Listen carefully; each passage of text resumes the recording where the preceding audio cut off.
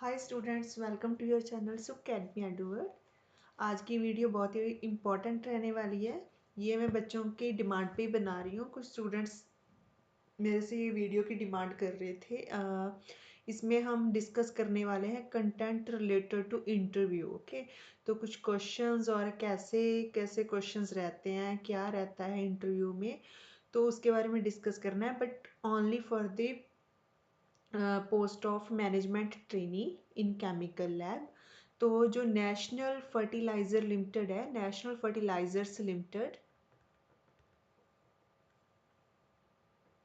NFL, तो आप इसको NFL के नाम से भी जानते हो, नेशनल फर्टिलाइजर्स लिमिटेड। तो इन्होंने एक वैकेंसी, कुछ एक नहीं काफ़ी वैकेंसीज क्रिएट करी थी, तो और पोस्ट थी मैनेजमेंट ट्रेनी की। मैनेजमेंट ट्रेनी की पोस्ट थी। 2024 में इन्होंने ये एडवर्टाइजमेंट रिलीज़ करी थी और इसके लिए इन्होंने एग्ज़ाम भी ले रखा है और उसका रिज़ल्ट आ चुका है। जिन जिन बच्चों ने वो रिटर्न एग्ज़ाम क्वालिफाई करा है, अब उन बच्चों का इंटरव्यू होने वाला है 18 से 20 मार्च के बीच में। ओके, तो इसलिए बच्चे डिमांड कर रहे थे कुछ इम्पॉर्टेंट केमिस्ट्री क्वेश्चंस की। तो ये जो मैं आज डिस्कस करने वाली हूँ कंटेंट, ये उन बच्चों के लिए है जिन्होंने एग्ज़ाम क्वालिफाई करा है for the post of management trainee in chemical lab. Okay, तो इसके रिगार्डिंग मैं आज डिस्कस करने वाली हूँ। मैनेजमेंट ट्रेनी 2024 जो एग्ज़ाम लिया था इन्होंने, उसकी अब इंटरव्यू होने वाली है 18 से लेके 20 मार्च, तो इसीलिए मैं डिस्कस करती हूँ आज। तो ये वीडियो आज अपलोड कर देती हूँ और इसके अकॉर्डिंग आप अपना थोड़ा सा इंटरव्यू में जाने से पहले पढ़ सकते हो। तो सबसे पहले तो बच्चे आप जा रहे हो, मैनेजमेंट ट्रेनी की ये पोस्ट है। और एक बार आपको दिखा देती हूँ फिर से एडवर्टाइजमेंट। तो एडवर्टाइजमेंट में ये वाली पोस्ट इन्होंने निकाली थी, तो मैनेजमेंट ट्रेनी केमिकल लैब। मैं इसके ही रिगार्डिंग इंटरव्यू के बारे में डिस्कस करने वाली हूँ। तो इसके लिए जो इन्होंने मांगा था वो था MSc chemistry. Okay, masters degree मांगी थी, regular masters degree in chemistry, inorganic chemistry, organic, analytical chemistry, physical chemistry, applied chemistry, industrial chemistry. Okay, इसके बिना जितनी तरह की केमिस्ट्री की ब्रांचेज हैं उनको इन्होंने कंसीडर नहीं करा था, तो यही मेन केमिस्ट्री की ब्रांचेस थी। तो इसके अकॉर्डिंग इन्होंने रिटर्न एग्जाम लिया है और यही वाले मतलब इसमें जो मिनिमम एजुकेशन क्वालिफिकेशन थी वो थी masters degree in this type of chemistries. तो ये थी पोस्ट जो इन्होंने निकाली थी। तो सबसे पहले तो आपको मैनेजमेंट ट्रेनी की पोस्ट है, तो आपने एग्ज़ाम क्वालिफाई करा है, तो आपको आपका रोल भी क्लियर होना चाहिए। तो मास्टर्स डिग्री के बाद आपने ये एग्ज़ाम दिया है। ओके, तो आपका जो रोल रहेगा नेशनल फर्टिलाइज़र लिमिटेड में, मेन वो क्या है, आपको हैंड्स ऑन एक्सपीरियंस मिलने वाला है। ओके, आप अपना कुछ रोल प्ले करोगे in laboratory and chemical processes में।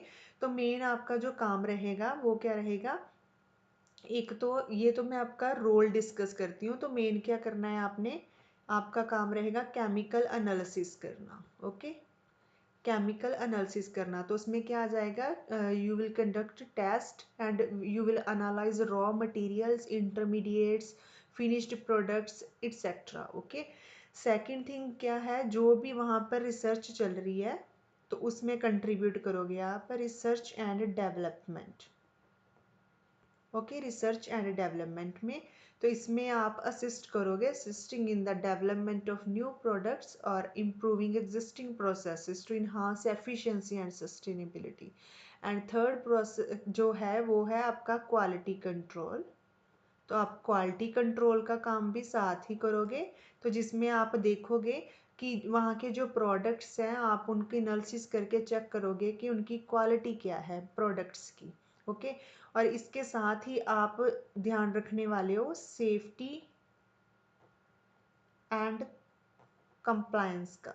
ओके, सेफ्टी एंड कंप्लायंस, तो इसमें जितने भी लेबोरेटरी प्रैक्टिसेस है जो भी है वो आपने देखनी है कि वो प्रॉपर रेगुलेशन इन्वायरमेंटल स्टैंडर्ड्स के अकॉर्डिंग चल रही हैं कि नहीं। ओके, तो आपने सेफ्टी का भी, ये वाले सेफ्टी स्टैंडर्ड्स का ध्यान रखना है, उसके बारे में देखना है। इसके बिना वहाँ पर जितना भी रिसर्च के बाद जो भी रिपोर्ट्स वगैरह होती हैं या हम कह सकते हैं डॉक्यूमेंटेशन का काम है, वो भी आपने ही देखना है। और ये है कि आपने अकेले काम नहीं करना है, आप वहाँ पर आपके सीनियर्स भी होंगे, तो आपने as a team member work करना होगा। ओके, आपको अकेले को कोई काम नहीं मिलता है, तो आप एज ए टीम मेंबर काम करोगे वहाँ पर। तो आपको you will we can say you will work closely, okay, with other senior chemist, engineer and other departments, okay, so just to support production and operation goals। so ये जो रहेंगे ये आपके मेन रोल रहेंगे जो आपने वहाँ पे करना है। ओके,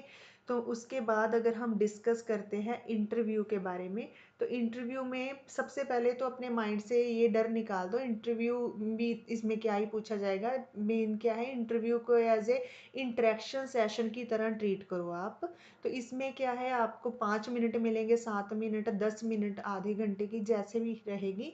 तो आपको एक तरह आपने इसको एक तरह का इंटरेक्शन सेशन कंसिडर करना है, जिसमें आपने अब तक जो भी किया है उसके बारे में आपको पूछा जाएगा। और मेन आप जिस चीज़ के लिए जा रहे हो पोस्ट के लिए, तो आपकी स्टडी और आपके पास जो एक्सपीरियंस है वो किस कैसे आप उसको कर सकते हो इन्वॉल्व इनके रिसर्च में, तो वो पूछा जाएगा। ऐसे तरह के क्वेश्चन थोड़ा थोड़ा सा मैं डिस्कस करती हूँ आपके साथ।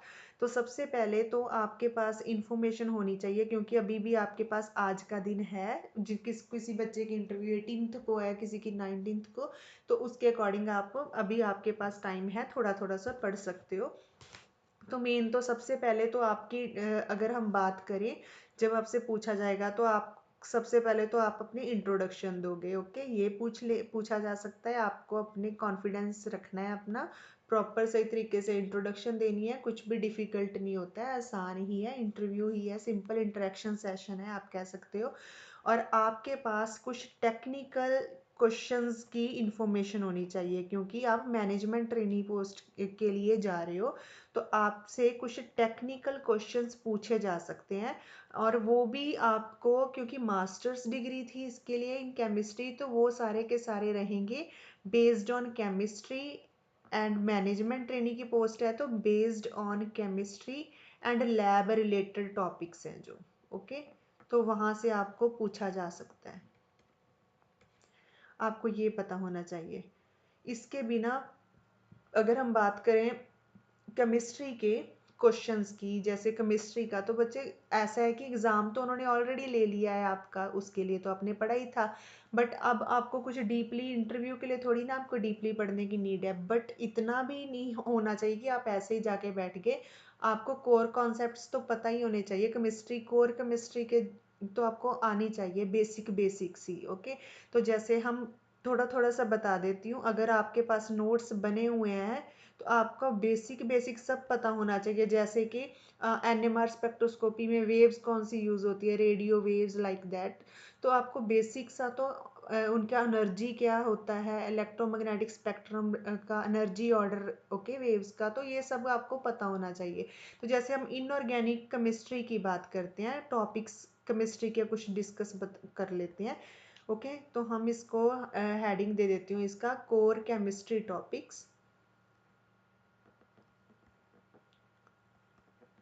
कोर केमिस्ट्री टॉपिक्स हैं जो आपके, तो इसमें जो मेन मेन टॉपिक्स हैं, जैसे इनऑर्गेनिक केमिस्ट्री फर्स्ट इज, इसको कट कर देते हैं, इनऑर्गेनिक केमिस्ट्री। तो इनऑर्गेनिक केमिस्ट्री में आपसे बेसिक बेसिक जो आपके पास इंफॉर्मेशन होनी चाहिए, अगर आपके पास नोट्स बने हैं तो थोड़ा थोड़ा सा बस बेसिक निकाल लो माइंड से, कोई एग्जाम्पल ऐसा कुछ करने की नीड नहीं है, कुछ भी प्रैक्टिस करने की रिटर्न नीड नहीं है, बस आपको नॉलेज होनी चाहिए, बस बेसिक सी कौन सी चीज़ क्या होती है। तो आपको कोऑर्डिनेशन कंपाउंड्स के बारे में इंफॉर्मेशन होनी चाहिए। ओके, और मैनेजमेंट ट्रेनिंग की पोस्ट है तो आप मेन आपका काम लैब से रहने वाला है, तो आपको पीरियोडिक टेबल का ट्रेंड तो आना ही चाहिए। थोड़ी सी इंफॉर्मेशन चाहिए ट्रांजिशन मेटल्स की रिगार्डिंग। और मेन थिंग आपको पता होना चाहिए इनऑर्गेनिक केमिस्ट्री का जो रोल है, एप्लीकेशंस है, बिकॉज आप जा रहे हो इन नेशनल फर्टिलाइजर लिमिटेड में, तो applications in the fertilizer industry. Role of inorganic chemistry, or you can read content related to applications in the fertilizer industry. Okay. Second जो डिस्कस करते हैं आपका ऑर्गेनिक केमिस्ट्री।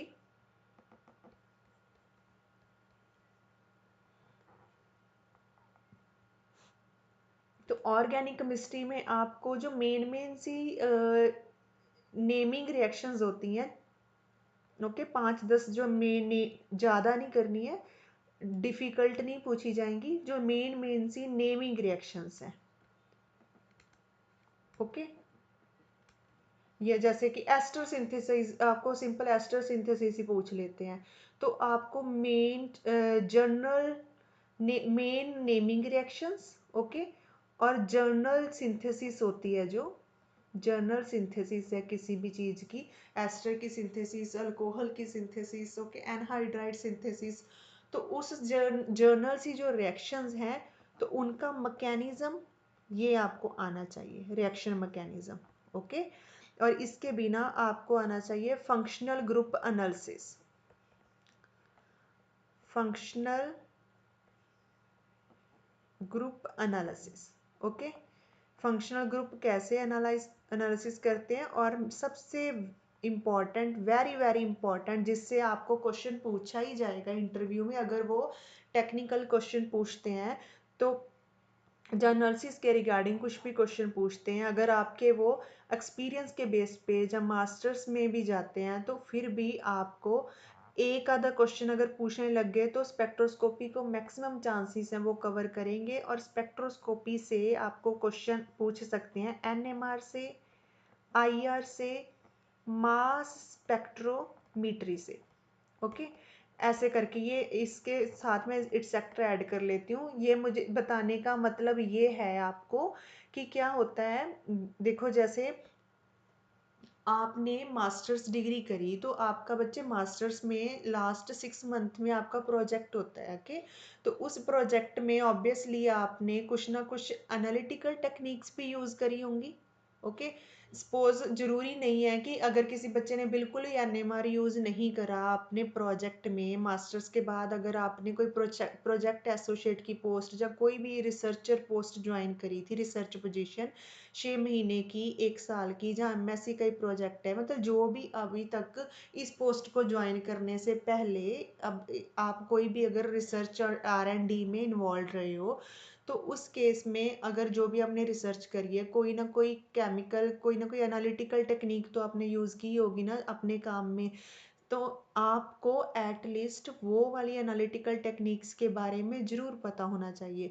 और ऐसा तो हो नहीं सकता कि आपने कोई भी स्पेक्ट्रोस्कोपी टेक्निक यूज़ ना की हो सकता है आपने एनएमआर यूज़ की हो, आईआर किया हो, मास स्पेक्ट्रोमीट्री यूज़ करी हो आपने। ओके, तो आपको जितनी तरह की भी स्पेक्ट्रोस्कोपी है, इसके बिना अगर आपने यूज़ करा है, सपोज सैम यूज़ करा है आपने, स्कैनिंग एमिशन माइक्रोस्कोपी, टेम आपने कभी अपने काम में यूज़ करा है, ओके, FTIR यूज़ करिए, ये सारी आप इंटरनेट पे सर्च करोगे, अगर किसी बच्चे को नई भी इंफॉर्मेशन दोबारा से भूल गए हो मास्टर्स, तो फिर से सर्च कर सकते हो, तो आप इसके बारे में सब पता होना चाहिए। सेकंड थिंग, एक आपको बहुत ही इंपॉर्टेंट बात बतानी है, क्योंकि आप नेशनल फर्टिलाइजर लिमिटेड में जा रहे हो, और उसके बाद आपने पोस्ट ज्वाइन कर रहे हो मैनेजमेंट ट्रेनी की, सपोज, ओके, और ऑब्वियसली आपको फर्टिलाइजर्स के बारे में इंफॉर्मेशन होनी चाहिए। तो फर्टिलाइजर्स का जो मैक्सिमम एनालिसिस चलता है, ओके, बहुत सारी एनालिटिकल टेक्निक्स चलती है, उनके ऊपर काम चलता है, केमिकल प्रोसेसेस जब होती हैं, फर्टिलाइजर्स के साथ काम होता है, तो मैक्सिमम जो काम होता है, ज़्यादा जो कॉमन इन टेक्निक्स यूज़ होती हैं, वो होती हैं उसमें GCMS regarding to fertilizers and HPLC। Okay, GC का meaning gas chromatography, mass spectrometry, okay, and HPLC high pressure liquid chromatography. तो आपको ये तो पढ़ के जाना ही है दोनों। ओके, और अगर आपने अपने मास्टर्स या प्रोजेक्ट में या उसके बाद कभी भी रिसर्च में ये वाली टेक्निक्स यूज़ करी हैं, तो वो इससे ज़रूर क्वेश्चन पूछ सकता है। तो आपको फर्टिलाइजर्स कैसे एनालाइज करते हैं वो अगर इसके बारे में पढ़ लो थोड़ा थोड़ा सा, ओके। तो क्या इन्फॉर्मेशन मिल सकती है ये वाली टेक्निक से यूज़ करके, तो आपको ये पता होना चाहिए फर्टिलाइजर्स के रिगार्डिंग। दूसरी चीज़, अगर आपने ये एनालिटिकल टेक्निक्स या इसके बिना कोई भी एनालिटिकल टेक्निक्स, बेट हो गया, कोई भी सेक्टर एनालिटिकल टेक्निक जो भी यूज़ करी है वो तो आपको पता होना चाहिए कि आपने अपने काम में किस काम के लिए यूज़ करी थी, ओके, क्या इन्फॉर्मेशन दी। और आपको ये भी पूछा जाएगा क्या आपको उस पे हैंड्स ऑन एक्सपीरियंस है। तो आपने अगर किसी एनालिटिकल टेक्निक को अच्छी तरह से यूज़ करा है आपने, आपको उसका सॉफ्टवेयर अच्छी तरह से आता है, उसकी मेंटेनिंग आपको पता है, तो आप जब इंटरव्यू में बता रहे होंगे तो आप ज़रूर हाईलाइट करना कि ये वाली जो एनालिटिकल टेक्निक है इस पर हमारे हमारे पास हैंड्स ऑन एक्सपीरियंस है, ओके। तो वो प्लस पॉइंट रहता है। तो इसके बिना जो इंस्ट्रूमेंट पे आपका हैंड्स ऑन एक्सपीरियंस है या नहीं भी है बट आपने उस टेक्निक को यूज़ करा है डाटा कलेक्ट करने के लिए अपने काम में, चाहे आपका सैंपल किसी टेक्नीशियन ने लगाया, आपने कहीं से भी करवाया, बट आपने अपने काम में उसको यूज़ तो करा ना। तो आपको सब जो भी आपने टेक्निक यूज़ करी है उसका बेसिक प्रिंसिपल पता होना चाहिए। एनालिटिकल टेक्निक का बेसिक प्रिंसिपल किस चीज़ के लिए यूज़ होती है, और मेन कुछ जैसे GCMS हो गया, HPLC हो गया, इनके कुछ इंस्ट्रूमेंट जो पार्ट होते हैं, इंस्ट्रूमेंटल पार्ट होते हैं, जैसे ऑटो सैम्पलर इट्सेट्रा, ओके। तो उनके बारे में भी, इंस्ट्रूमेंट्स पार्ट के बारे में भी कुछ इंफॉर्मेशन होनी चाहिए, ओके। तो ये बहुत ही इम्पॉर्टेंट है अगर आप इंटरव्यू में जा रहे हो, और आपको ये तो ज़रूर पता होना चाहिए इसके बारे में, ओके। बिकॉज अल्टीमेटली आपको रिसर्च और लैब के काम में ही इन्वॉल्व होना है, तो आपको टेक्निक से के बारे में पता ही होना चाहिए। क्लियर। और फिर से मैं एक नया टॉपिक इसमें ऐड करती हूँ, एनालिटिकल केमिस्ट्री, जो कि मैंने पीछे भी इसमें कवर कर ही दिया ये वाला, फिर भी इसमें इन्वॉल्व कर लेती हूँ। तो अगर फिर से बात करूँ तो एनालिटिकल केमिस्ट्री के अंदर आपके पास इंफॉर्मेशन होनी चाहिए regarding chromatography techniques, thin layer chromatography, like chromatographic techniques के बारे में इंफॉर्मेशन होनी चाहिए। टाइट्रेशन, जैसे एसिड बेस टाइट्रेशन, जो कॉमन कॉमन टाइट्रेशंस होती है ना, अगर ज़्यादा नहीं तो सिंपल सा इंटरनेट पे सर्च कर लो, जो BSc में ही या सिंपल BSc में के फर्स्ट ईयर सेकेंड ईयर में जो बेसिक टाइट्रेशंस यूज़ होती हैं, टाइट्रेशन प्रिंसिपल्स क्या होते हैं उसके बारे में पता होना चाहिए। Gravimetric gravimetric and volumetric analysis के बारे में पता होना चाहिए। और जैसे लैब में सोल्यूशन प्रेपरेशन होता है, ओके, सोल्यूशन बनाते हो आप, मोलैरिटी का, नॉर्मेलिटी का, मोलैरिटी क्या होती है, नॉर्मेलिटी एक्सेट्रा, ये आपको पता होना चाहिए। इसके बाद pH के बारे में इंफॉर्मेशन होनी चाहिए कि pH क्या होती है, ओके। और बफर सोल्यूशन से पूछ सकते हैं आपको, बफर सॉल्यूशंस, इसके बारे में पता होना चाहिए आपको, बफर सॉल्यूशन क्या होता है। ज़्यादा नहीं पढ़ना है, कोई एग्जांपल याद रखने की नीड भी नहीं है, बट पता तो होना चाहिए एटलीस्ट आपको, ओके। इसके बाद अगर हम 6th पॉइंट चलते हैं नेक्स्ट, फिजिकल केमिस्ट्री की ओर। फिजिकल केमिस्ट्री, तो फिजिकल केमिस्ट्री में वो आपको पूछ सकता है थर्मोडायनेमिक्स से कोई ना कोई क्वेश्चन, अगर पूछ, बहुत कम चांसेस हैं, थर्मोडायनेमिक्स कुछ बेसिक पूछ सकता है, first law of thermodynamics, like chemical kinetics में से अगर बात करें तो एक आधा जैसे डिफरेंट तरह की रिएक्शंस होती है ना, zero order, first order, second order, zero first second, बस इतना कर लो, ओके। मोलैरिटी क्या होती है, ऑर्डर ऑफ रिएक्शन क्या होता है, ये बस केमिकल काइनेटिक्स से, इससे ज़्यादा नहीं करना है। सरफेस केमिस्ट्री से आप थोड़ा सा देख सकते हो, सरफेस केमिस्ट्री में से वो आपको पूछ सकता है क्योंकि एनालिटिकल टेक्निक यूज़ होती है बेट, ओके, बेट यूज़ होता है सरफेस केमिस्ट्री के रिगार्डिंग। तो adsorption isotherms, like adsorption isotherm के बारे में पूछ सकता है, तो जिसमें आप बेट का एक आपने पढ़ा होगा केमिस्ट्री में, लैंगमेयर एड्सॉर्प्शन और फ्रेंडलिक, ओके, फ्रेंडलिक। तो ये इंटरनेट पे सर्च कर लेना, अगर आपके पास नोट्स या कंटेंट अवेलेबल है तो बस बेसिक सा डिफरेंस की ओके ये होता है बेट में क्या होता है, कौन सी फिजिकल एड्जॉर्प्शन है, केमिकल एड्जॉर्प्शन है, तो ये आपने सरफेस केमिस्ट्री के अंदर पढ़ना है। इसके बिना आपको फिजिकल केमिस्ट्री में कुछ ज़्यादा करने की नीड नहीं है। ओके, बस ये आपको पता होना चाहिए। अब मेन करते हैं इंडस्ट्रियल केमिस्ट्री की बात, लास्ट इंडस्ट्रियल केमिस्ट्री। तो इसमें आपको पास इंफॉर्मेशन होनी चाहिए, जैसे कोई रिएक्शन लो छोटे स्केल पे लग रही है, आपने लैब में जाना है, आपको बहुत ही स्केल ज़्यादा सोल्यूशन बनाना है कोई, ओके, या रिएक्शन लगानी है, आपने पहले रिएक्शन आप लगा रहे थे कुछ मिलीग्राम में, अब रिएक्शन आपको लगानी है क्योंकि आप इंडस्ट्री में जा रहे हो तो बड़े लेवल पे काम करना पड़ेगा, तो आपको बड़ी रिएक्शंस के मतलब reactions in grams kilograms, reaction specially in grams में, ओके, तो डील करनी आनी चाहिए, तो स्केल अप के बारे में इंफॉर्मेशन होनी चाहिए, आप रिएक्शन को स्केल अप कैसे करोगे, तो कैटालिसिस में के बारे में इंफॉर्मेशन होनी चाहिए, और मेन बात सबसे ज़्यादा इम्पॉर्टेंट आपको पता होना चाहिए फर्टिलाइज़र प्रोडक्शन टेक्निक्स के बारे में, ओके, फर्टिलाइज़र प्रोडक्शन टेक्निक्स। और इसमें जैसे फॉर एग्जांपल मैं एक बता देती हूँ, जैसे अमोनियम नाइट्रेट,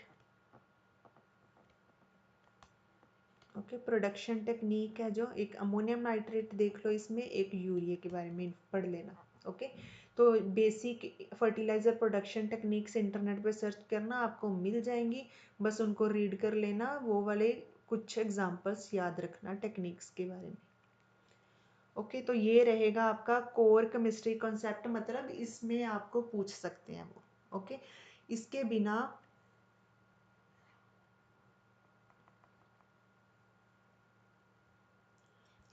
आपको लैब के जो इक्विपमेंट्स होते हैं, जैसे रोटरी वेपोरेटर हो गया ना, सोनिकेटर हो गया, लैब इक्विपमेंट्स हैं जो आपके, वो क्या होते हैं, उनको यूज़ किया कैसे किया जाता है, तो अपनी मास्टर्स की जो थीसिस है, आपने जो काम करा है वो आपको पूरी तरह याद हो, ओके, आपने कौन कौन सी टेक्निक्स कैसे कैसे रिएक्शन लगाई थी, क्या क्या यूज़ करा था, अंडर नाइट्रोजन करी थी, कैसे मॉइस्चर फ्री इन्वायरमेंट, मतलब वो सारी इंफॉर्मेशन आपने, ज़्यादा नहीं तो इंटरव्यू में जा रहे हो एटलीस्ट जो आप पहले कर चुके हो उसके बारे में तो आपको अच्छी तरह से पता होना चाहिए, ओके, इस ज़्यादा कुछ नहीं पूछता है, बस जो आपने पहले कर रखा है उसी से ही पूछा जाता है।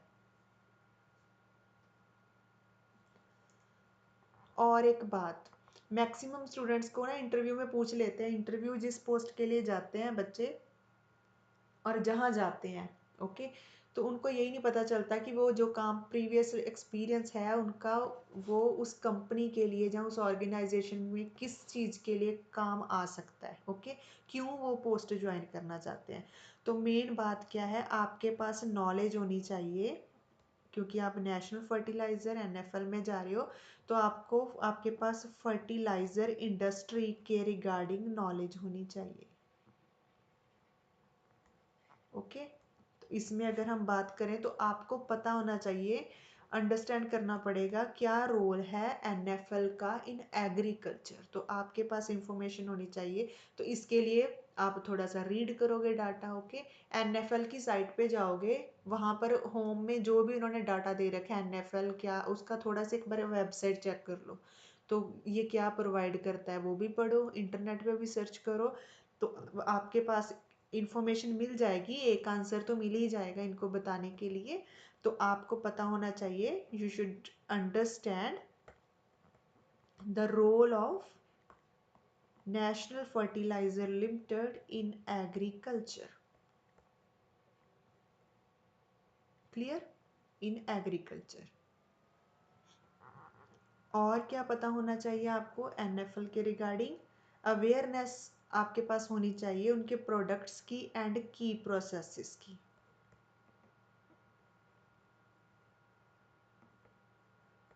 awareness of their products and key processes, okay, तो की प्रोसेसेस में क्या आ गया, जो वो अक्सर ही एनएफएल में यूज होता है, जैसे कि एग्जांपल के तौर पे NPK, nitrogen phosphorus potassium, fertilizers कौन कौन से हैं, उनकी सिंथेसिस, यूरिया कैसे प्रोड्यूस होता है, यूरिया प्रोडक्शन, ये आपको पता होना चाहिए, ये बहुत ही इंपॉर्टेंट है। ओके,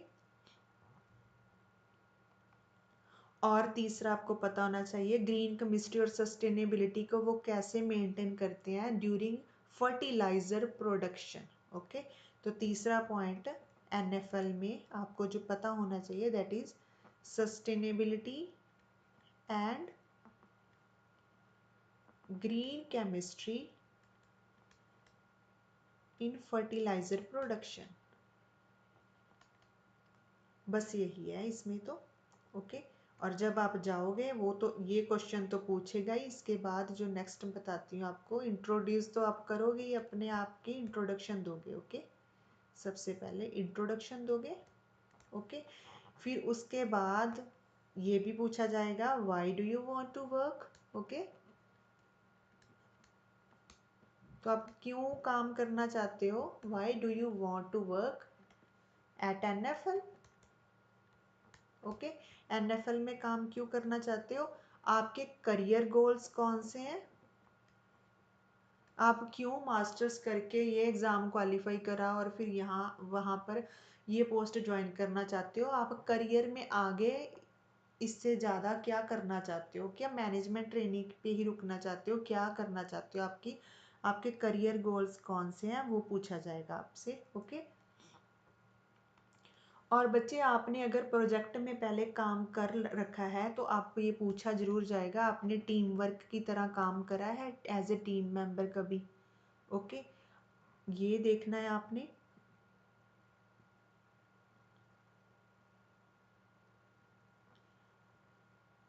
और आपको सोल्यूशन प्रेपरेशन मेन सा बता रही हूँ, जो भी है solution preparation, normality, molarity, strength क्या होती है, उनके फॉर्मूलाज वो पूछे जा सकते हैं, नॉर्मेलिटी मोलैरिटी का सोल्यूशन बनाना है, मेन से जो फॉर्मूलाज है वो पूछे जा सकते हैं। और जो होते हैं रेडिकल डिटेक्शन, बेसिक से जो बीएससी फर्स्ट ईयर का ही आप लैब मैनुअल उठा लो, तो बेसिक से जो होते हैं ना टाइट्रेशंस होती हैं, उन बेसिक उन्हीं में से क्वेश्चन पूछा जा सकता है कोई भी आपसे।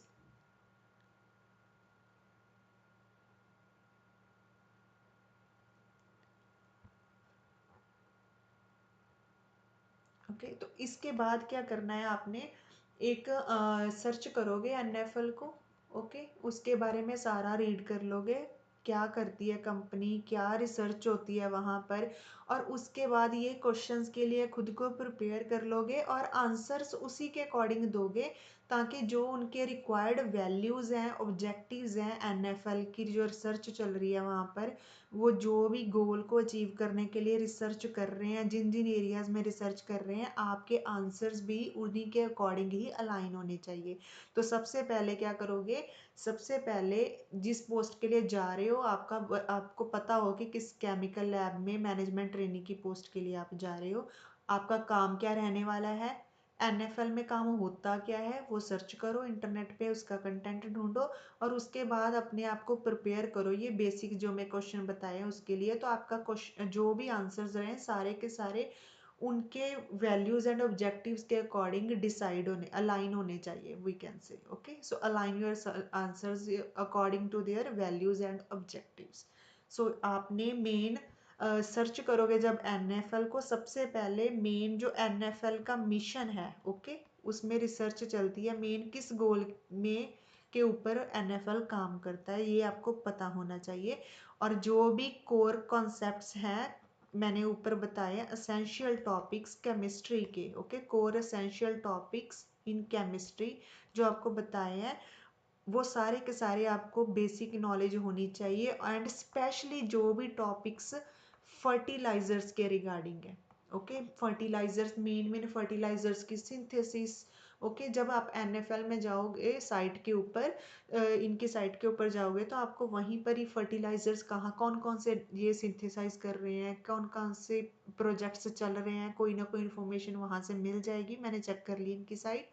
तो वो अपनी कॉपी में लिख लो और उसी के आसपास घूमो, उसके रिगार्डिंग जितने भी सिंथेसिस हैं वो सारे का सारा अपने माइंड में रखो और वो सारा इंफॉर्मेशन गैदर करो, उसके रिगार्डिंग जरूर पढ़ना। ओके, एक ये हो गया। इसके बिना एडिशन में जाएं अगर तो बस यही है, इसके बिना तो आपको कुछ खास नहीं पूछा जाने वाला, बस यही है, सारे का सारा कवर करवा ही दिया मैंने। ओके, यही मेन से आपने केमिस्ट्री टॉपिक्स देखने हैं, लैब के बारे में आपको पता होना चाहिए, और जो भी फर्टिलाइजर्स हैं, और मेन आपका आप क्यों ज्वाइन करना चाह रहे हो एज दिस पोस्ट NFL में। ओके, और आपकी जो स्टडी है, जहाँ आपने अगर कोई प्रोजेक्ट करा है, आपने कोई मटेरियल बनाया है, तो आप अगर वो इन्वॉल्व करें कि आपके पास जो भी एक्सपीरियंस है, क्या आपका एक्सपीरियंस NFL में जो ऑन गोइंग प्रोजेक्ट्स हैं उनमें कुछ कॉपरेट कर, आप कोई भी वैल्यूएबल इंफॉर्मेशन उनको दे सकते हो अपनी रिसर्च के थ्रू, जो आपने पहले काम करा है, कोई बेनिफिट उनको मिल सकता है आपके एक्सपीरियंस से। क्या जब भी आप जाओ तो एक ना एक ऐसी सिंथेसिस जहाँ ऐसा कुछ माइंड में रख के जाओ कि यस, हम हमारे पास ये वाली नॉलेज है और इस नॉलेज के साथ ये वाला एक्सपीरियंस है, बैकग्राउंड हमारी रिसर्च की इस फील्ड से है, और वो वाली फील्ड फर्टिलाइजर्स NFL का जो मेन मिशन चल रहा है, जो मेन प्रोजेक्ट्स में वहाँ पे काम चल रहा है, उसमें कोई ना कोई जरूर आप इम्पॉर्टेंट रोल प्ले कर सकते हो। ओके, अपनी कॉपरेशन से। सो ये आपको सब पता होना चाहिए, इसलिए जाने से पहले NFL की साइट जरूर ओपन करना, क्या क्या चल रहा है वहाँ पर सब देखो, वो वाली इंफॉर्मेशन, उसके अकॉर्डिंग अपने आप को प्रिपेयर करो। बेसिक केमिस्ट्री सबको आनी चाहिए, बट इसका मतलब ये नहीं है कि आप अगर क्वांटम केमिस्ट्री की बात करो तो आप क्वांटम पढ़ने लग जाओ, इतना नहीं पढ़ना है, बस बेसिक बेसिक सा पता होना चाहिए। ये ना हो कि वहाँ पर आपको ट्रांजिशन मेटल पूछ ले, वो भी आपके माइंड से निकल जाए। तो बेसिक बेसिक पता होना चाहिए, और फर्टिलाइजर्स की सिंथेसिस के बारे में, और मेन से कितने टाइप के फर्टिलाइजर्स होते हैं। ओके, टाइप ऑफ फर्टिलाइजर्स, और कितने तरह के फर्टिलाइजर्स होते हैं, और फर्टिलाइजर्स को एनालाइज करने की कौन कौन सी टेक्निक्स हैं, एनालिसिस करने की कौन कौन सी टेक्निक्स है। ओके, और फर्टिलाइजर्स को सिंथेसाइज करने के लिए कौन कौन सी प्रोसेस यूज होती है, केमिकल प्रोसेसेस कौन कौन सी यूज होती हैं, क्योंकि आप केमिस्ट्री से हो तो आप केमिस्ट्री का ही बता पाओगे। तो कौन कौन सी केमिकल प्रोसेसेस यूज होती हैं, कौन कौन से मेन फर्टिलाइजर्स हैं, क्या क्या रोल है उनका, क्या क्या एडवांटेजेस हैं, डिसएडवांटेजेस हैं, आप क्यों ज्वाइन करना चाहते हो, आपका बेस जो एक्सपीरियंस क्या इनको बेनिफिट कर सकता है NFL को, यही पूछने वाले हैं। इसके बिना वो कुछ नहीं पूछने वाले। आपके ने अपने काम में कौन कौन सी टेक्निक्स यूज़ करी थी पहले, एनालिटिकल टेक्निक्स, आपने क्या काम करा है, एनालिटिकल टेक्निक्स की सारी बेसिक इंफॉर्मेशन, जो एनालिटिकल टेक्निक्स हैं उनके जो इंस्ट्रूमेंट्स हैं, उनके किसी ना किसी जो इम्पोर्टेंट पार्ट है उसके बारे में इंफॉर्मेशन पूछ सकते हैं। वो तभी पूछेंगे अगर आपने पहले यूज़ कर रखी है, और जिसमें आपके पास हैंड्स ऑन एक्सपीरियंस है वो आप ज़रूर इन्वॉल्व करना उसमें। तो जो जो भी आपके पास, जब आपको इंटरव्यू में पूछा जाता है ना, 2 मिनट के लिए देते हैं कि इंट्रोड्यूस योर सेल्फ, उसमें आपने ईयर वाइज आपके पास जो जो भी एक्सपीरियंस है आपने सब कुछ कवर करने का कोशिश करनी होती है 2 मिनट 3 मिनट के अंदर। तो जो भी इम्पोर्टेंट टॉपिक्स अपने माइंड में पहले प्रिपेयर कर लो, आपने अपना एक्सपीरियंस अपना सब कुछ बताना है जो इम्पोर्टेंट है NFL के लिए। ओके, बताने के लिए। तो बस यही है, इसके बिना कुछ खास नहीं है। राइटिंग ज़्यादा गंदी होगी आई थिंक जल्दी में, तो इसके ऊपर ध्यान मत देना, जब मैं लिख रही हूँ तब मैंने बोला ही है साथ साथ, बस यही मेन है, आपको पता होना चाहिए। ओके, अगर जा रहे हो तो केमिस्ट्री मत भूल जाना, मेन सा केमिस्ट्री का। टेक्निकल क्वेश्चन आपको पूछ सकते हैं लैब के रिलेटेड, तो बस यही करना है आपने, इससे ज़्यादा करने की नीड नहीं है। और अगर एनालिसिस, जहाँ तो आपको एनालिटिकल टेक्निक के आसपास घुमाएंगे, या उसमें आपको स्पेक्ट्रोस्कोपी के बेसिक प्रिंसिपल्स में चले जाएंगे। जैसे यूवी स्पेक्ट्रोस्कोपी है तो उसका बेसिक प्रिंसिपल क्या है, एरोमेटिक कंपाउंड्स कौन से होते हैं, ओके। और एनएमआर किस चीज़ के लिए यूज़ होती है, अगर कोई कंपाउंड दे देंगे क्या ये एनएमआर के लिए डिटेक्ट होता है, अगर किसी को इन्फॉर्मेशन होगी कि प्रोटॉन एनएमआर देखना है इसमें, तो वही एनएमआर उसी कंपाउंड को देख के वही उसके बारे में कुछ बता सकता है, ओके। इसके बिना आपको वाइब्रेशनल आईआर स्पेक्ट्रोस्कोपी के बारे में पूछ सकते हैं, और सपोज आपको वाइब्रेशंस दे सकते हैं, आपको ट्रांजिशंस दे सकते हैं, किसको एनर्जी ज़्यादा चाहिए, वाइब्रेशन, रोटेशनल, इलेक्ट्रॉनिक, तो एनर्जी ऑर्डर। तो ऐसे बेसिक बेसिक सा ही पूछेंगे, अगर पूछेंगे ज़्यादा वो डीपली आपसे कुछ नहीं पूछने वाले, क्योंकि आपने ऑलरेडी एग्जाम क्लियर कर चुके हो आप, आपका बेसिक सा ही पूछेंगे, एक आधा क्वेश्चन जो उन्होंने कवर करना हुआ, इससे ज़्यादा वो कुछ नहीं पूछना, बस आपने कॉन्फिडेंस से आंसर करने हैं। और अब ये नहीं है कि नोट्स पढ़ने लग जाओ डीपली, इतना कुछ नहीं आता है इंटरव्यू में, आपको मेन मेन सा ही पूछा जाता है, और वो भी आप तभी आंसर कर पाओगे अगर आपको ये पता हो कि आप किस रोल के लिए जा रहे हो, उसका काम क्या है वहाँ पे करना आपने। तो वो सब माइंड में क्लियर करो, सबसे पहले वो मैंने आपको बता दिया, यही आपका रोल है, तो इसके लिए आपको प्रिपेयर होना है। केमिकल एनालिसिस आप तभी करोगे अगर आपको थोड़ा केमिस्ट्री की नॉलेज होगी, रिसर्च तभी करोगे आपके पास एक्सपीरियंस है, थोड़ा एनालिटिकल टेक्निक्स, आपने पहले लैब में काम करा है, क्वालिटी कंट्रोल, सेफ्टी, उसके रिगार्डिंग स्टैंडर्ड्स होते हैं जो लैब के, उनके बारे में पढ़ना है थोड़ा सा। डॉक्यूमेंटेशन आपने पहले अगर मास्टर्स में प्रोजेक्ट करा है, या मास्टर्स के तुरंत बाद कोई रिसर्च पोजीशन ज्वाइन करी थी, उसमें आपने कोई पेपर लिखा है अपनी, जब आपको इंटरव्यू में पूछा जाएगा स्टार्टिंग में इंट्रोड्यूस योर सेल्फ, और तब आपने जब आप अपना रिसर्च का बता रहे होगे उस वहाँ पर अपनी पब्लिकेशंस का भी बताना कि मेरी इतनी पब्लिकेशंस आ रखी हैं, वो काम मैंने खुद लिखा था, मेरा कोई पेटेंट आ रखा है, चाहे मैं उसमें फर्स्ट ऑथर था वो भी बताना है, सेकंड ऑथर था वो भी बताना है, तो वो सब बताना है। हाँ, ये भी बताना है कि मैं किसी प्रोजेक्ट में काम करा, अगर उसमें मैं एज ए टीम मेंबर था, मैंने पैरेलली 2 प्रोजेक्ट हैंडल करें, तो जो भी ये बेसिक इन्फॉर्मेशन सारी अपनी इंटरव्यू में बता देनी है। इसके बिना आपको कुछ नहीं पूछने वाले, वो आसान आसान सा ही पूछेंगे, बस आपने बेसिक बेसिक सा सारा पढ़ना है।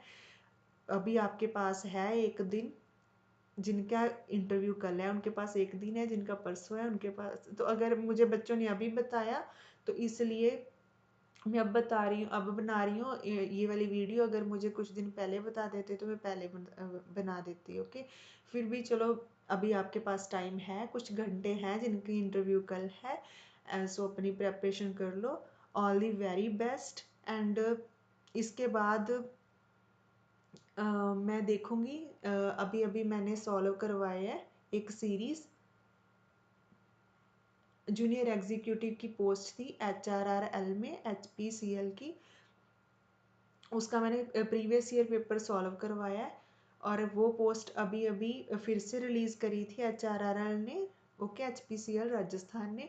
तो उसके रिगार्डिंग जब पेपर हो जाएगा और इंटरव्यू वगैरह होगी, उसके जो भी इंटरव्यू के क्वेश्चंस वगैरह हैं या जो भी, उसकी भी मैं अलग से वीडियो बना दूंगी, बट वो डिमांड के ऊपर है, जब बच्चे डिमांड करेंगे मैं तभी बनाऊंगी, ऐसे ही नहीं मैं बनाऊंगी, ये बच्चों की ज़रूरत है तो इसलिए बना रही हूँ कि आप बता देना, अगर आपको कुछ इंपॉर्टेंट चाहिए तो मैं आपको बता दूंगी, तो मैं अपना एक्सपीरियंस शेयर कर सकती हूँ ये वाला आपके साथ, इंटरव्यूज़ वगैरह वाला, और आप अपने आप को प्रिपेयर कर सकते हो उसके according. So all the very best जो भी बच्चे, एंड सबसे पहले कॉन्ग्रेचुलेशन जिन बच्चों का एग्ज़ाम क्वालिफाई हो गया है, बस अब कोई डरना नहीं है, एक सिंपल सा इंटरेक्टिव सेशन और विद बेसिक नॉलेज आपने जाना है, इसको ज़्यादा डिफ़िकल्ट कंसिडर नहीं करना इंटरव्यू को। And all the very very best, thank you very much.